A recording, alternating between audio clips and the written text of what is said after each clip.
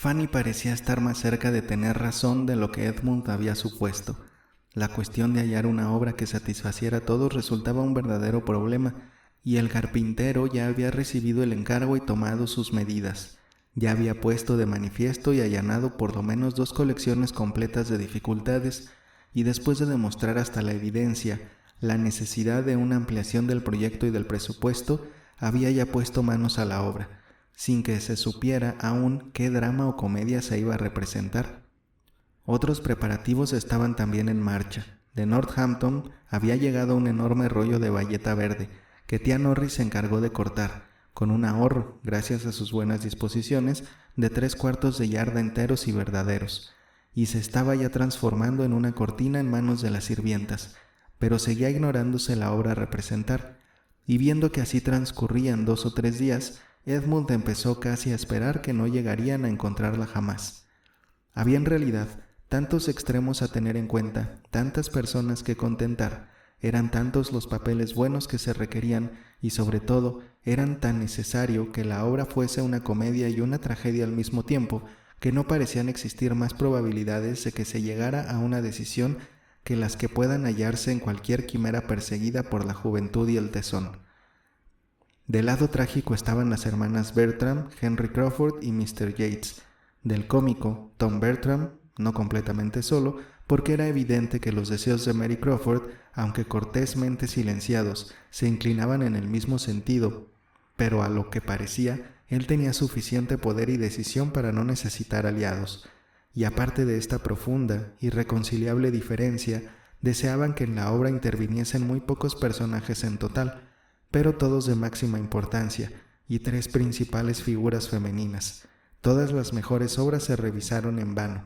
Ni Hamlet, ni Macbeth, ni Otelo, ni Douglas, ni El Jugador brindaban característica alguna que pudiera satisfacer siquiera al grupo de los trágicos, y los rivales, La Escuela del Escándalo, La Rueda de la Fortuna, El Heredero Legal y un largo etcétera, fueron sucesivamente rechazadas con protestas más calurosas aún.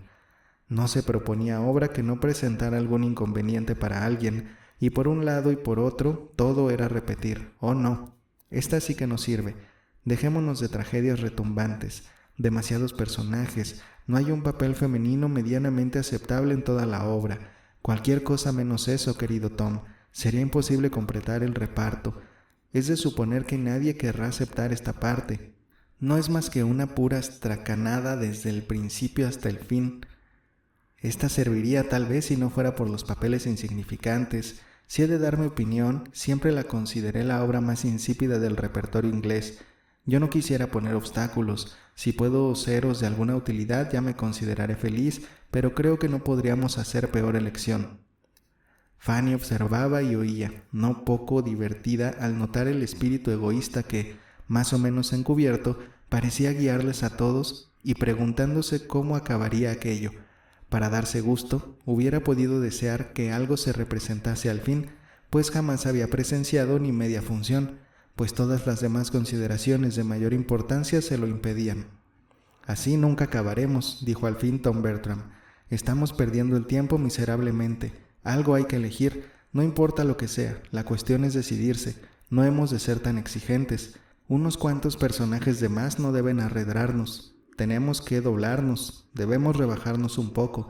Si un papel es insignificante, tanto mayor nuestro mérito al sacarle algún partido. A partir de este momento, yo no he de poner más inconvenientes. Acepto cualquier papel que os parezca bien confiarme, con tal que sea cómico. Que sea cómico es lo único que pongo por condición». Entonces, por 5ª vez aproximadamente, propuso El Heredero Legal, mostrándose solo y resoluto en cuanto a si prefería reservarse el papel de Lord Duverley o el de Dr. Pangloss, e intentando muy en serio, pero con muy poco éxito, convencer a los demás de que había algunos personajes magníficamente dramáticos entre los restantes que integraban la farsa. El silencio que siguió a este infructuoso esfuerzo lo interrumpió el propio Tom. Acababa de coger uno de los varios tomos esparcidos sobre la mesa y dándole vuelta exclamó de pronto: «Promesas de enamorados. ¿Y por qué promesas de enamorados no habría de serviros a nosotros los mismos que a los Ravenshaw? ¿Cómo no se nos había ocurrido antes? Algo me dice que es exactamente lo que nos conviene. ¿Qué os parece?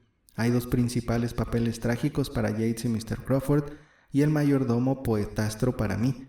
Si nadie más lo quiere, es un papel insignificante, pero de características que no me disgustan. Y como dije antes, estoy dispuesto a hacer lo que sea y lo que pueda. En cuanto al resto de personajes masculinos, no ofrecen dificultades. Podrá interpretarlos cualquiera. No son más que el conde Cassel y Anne Halt. La idea fue bien acogida por todos en general. Todos empezaban a cansarse de tanta indecisión y unánimemente coincidieron en apreciar que nada se había propuesto anteriormente que se ajustara tanto a las respectivas exigencias. Mr. Yates quedó especialmente complacido. Había estado suspirando y muriéndose por encamar el personaje de barón de Ecclesford. Había envidiado todas las peroratas retumbantes a cargo de Lord Ravenshaw, teniendo que conformarse con recitarlas para sí en la soledad de su habitación. La furia del barón Wildenheim marcaba el cenit de su ambición interpretativa, y con la ventaja de saber ya de memoria la mitad de las escenas, se ofreció en el acto para encargarse del papel.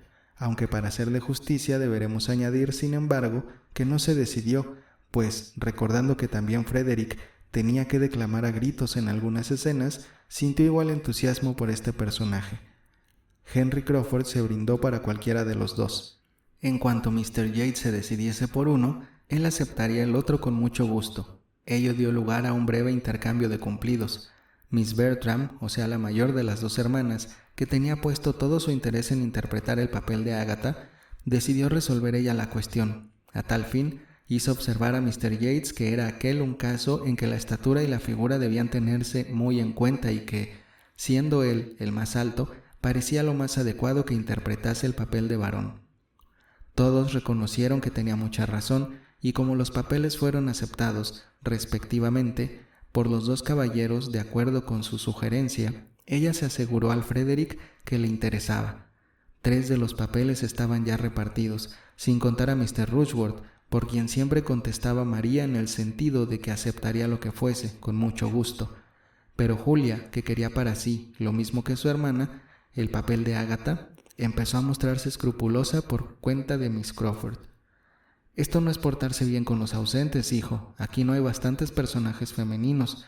Amelia y Agatha no están mal para María y para mí, pero no queda nada para su hermana, Mr. Crawford. Mr. Crawford hubiera deseado que nadie pensara en eso.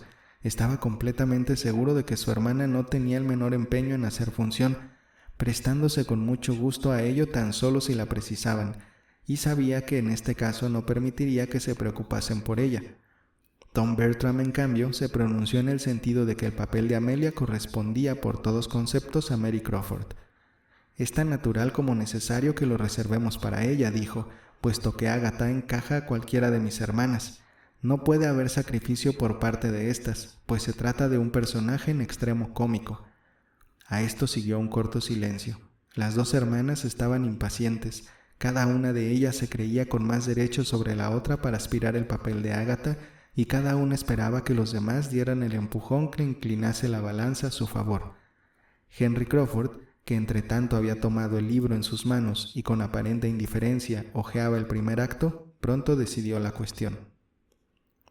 «Debo rogar a Miss Julia Bertram», dijo, «que no se encargue del papel de Agatha, pues haría fracasar toda mi gravedad. Que no debe hacerlo», volviéndose hacia ella. «No podría resistir su rostro, cubierto de angustia y palidez. Se me representarían las muchas ocasiones en que nos hemos reído juntos, infaliblemente, y Frederick se vería precisado a huir con su mochila, a todo correr». Cortés, galantemente, fueron pronunciadas estas palabras, pero la forma quedó absorbida por el fondo en la sensibilidad de Julia. Sorprendió una breve mirada que él dirigió a María, lo que vino a confirmar la ofensa que se le infería. Era un ardid, un truco. Ella quedaba postergada. María era la preferida. La sonrisa de triunfo que María intentaba reprimir era demostración de que quedaba perfectamente entendido. Y antes de que Julia pudiera adquirir el suficiente dominio sobre sí misma para hablar, su hermano acabó de hundirla con sus razonamientos contrarios a ella también. «Oh sí, María tiene que ser nuestra Agatha. María será la mejor Agatha. Aunque Julia se le antoja que prefiera la tragedia, no me fiaría de ella para el caso. No hay nada de trágico en torno a su persona. No tiene el aspecto adecuado. Sus facciones no se prestan a expresiones trágicas, y camina demasiado aprisa, y habla demasiado aprisa, y no sabría mantenerse seria. Mejor será que interprete la vieja campesina, la mujer del granjero. Créeme, Julia, la mujer del granjero es un personaje muy simpático, te lo aseguro. La vieja mujer da ánimos a su abatido marido con su magnífico espíritu. Tienes que ser la mujer del granjero. «¿La mujer del granjero?», exclamó Mr. Yates. «¿Qué estás diciendo? El papel más vulgar, más despreciable, más insignificante, el más gris, sin una intervención aceptable en toda la obra. Hacer esto tu hermana. Es un insulto proponérselo. En Ecclesford lo dejamos para el ama de llaves. Todos convinimos en que no podíamos ofrecerlo a nadie más. Un poco más de justicia, señor empresario, por favor. No mereces ostentar el cargo si no sabes apreciar un poco mejor los talentos de tu compañía». Verás, en cuanto a eso, amigo mío, mientras mi compañía y yo no hayamos actuado, es natural que uno vaya un poco perdido, pero no quise hacer ningún desprecio a Julia. El caso es que no puede haber dos Ágatas, y en cambio necesitamos una mujer del granjero, y me parece que yo mismo le doy un ejemplo de modestia al conformarme con el viejo mayordomo. Si el papel es insignificante, más meritoria será su labor al conseguir sacarle algún partido. Y si siente una tal aversión por todo lo humorístico, que recite el texto correspondiente al granjero en vez del de la mujer, haciendo un trueque de papeles. Me parece que él es un personaje bastante grave y hasta patético. Ya lo creo. Esto no alteraría en absoluto el fondo de la obra, y en cuanto al papel del granjero, aun con el texto correspondiente a su mujer, yo mismo estaría dispuesto a hacerlo de todo corazón. A pesar de todo su partidismo por la mujer del granjero, dijo Henry Crawford, es imposible hacer de este papel algo que resulte adecuado para su hermana, y no debemos coaccionarla abusando de su buen carácter.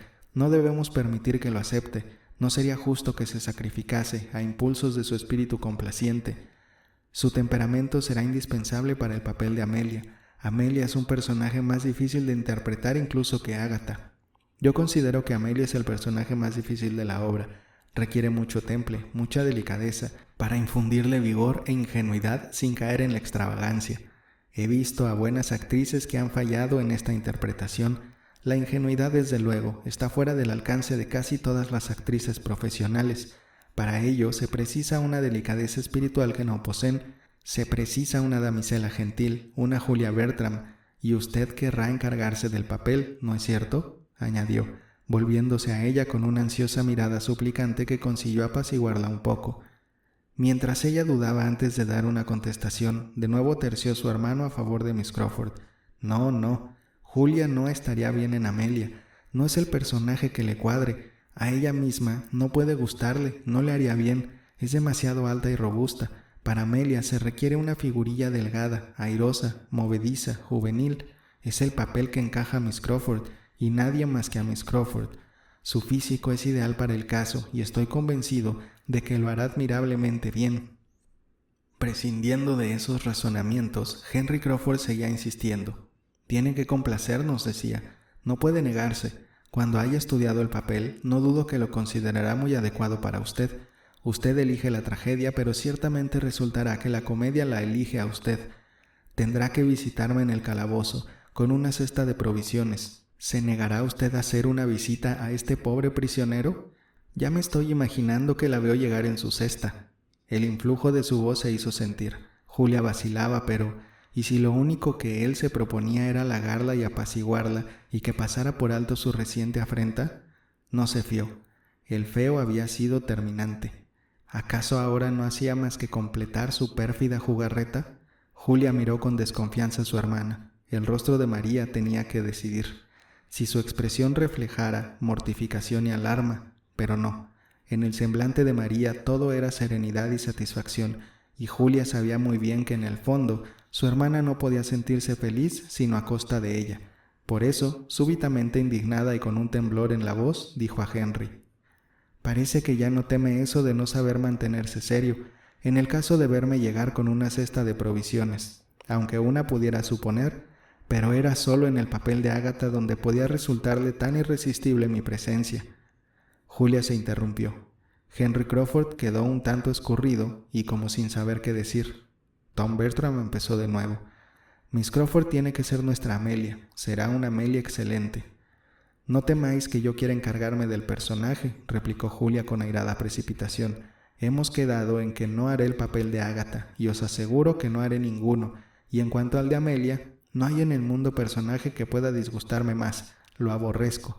Es una muchacha detestable, ínfima, descarada, falsa, indecente. Siempre me pronuncié contra la comedia, y esta es comedia del peor estilo.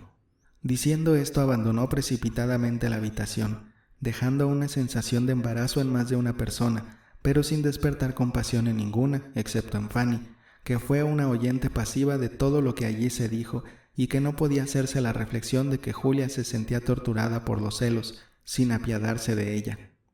A su salida siguió un corto silencio, pero su hermano pronto volvió al tema del momento, a las promesas de enamorados, dedicándose a hojear la obra con afán para decidir, con la ayuda de Mr. Yates, qué decorados podría necesitar, mientras María y Henry Crawford conversaban aparte, a media voz, y la manifestación con que ella inició el diálogo, afirmando que le cedería el papel a Julia con mucho gusto, se lo aseguro, pero aunque es probable que yo lo haga muy mal, estoy convencida de que ella lo hará peor, estaba cosechando sin duda todas las galanterías a que aspiró. Así llevaban ya bastante tiempo, cuando la desintegración del grupo fue completada por Tom Bertram y Mr. Yates, que juntos abandonaron la habitación para estudiar mejor el caso sobre el terreno, o sea, en la sala que ahora empezaban a denominar el teatro, y por María Bertram, que decidió allegarse personalmente a la rectoría para ofrecer el papel de Amelia a Miss Crawford, y Fanny quedó sola. El primer uso que hizo de su soledad fue tomar el libro que habían dejado sobre la mesa y enterarse del contenido de la obra. Tenía despierta la curiosidad, y sus ojos recorrieron el texto con afán solo contenido a intervalos por su asombro de que hubiesen podido elegir aquello para el caso, de que se hubiese tenido la osadía de proponerlo y aceptarlo para un teatro casero.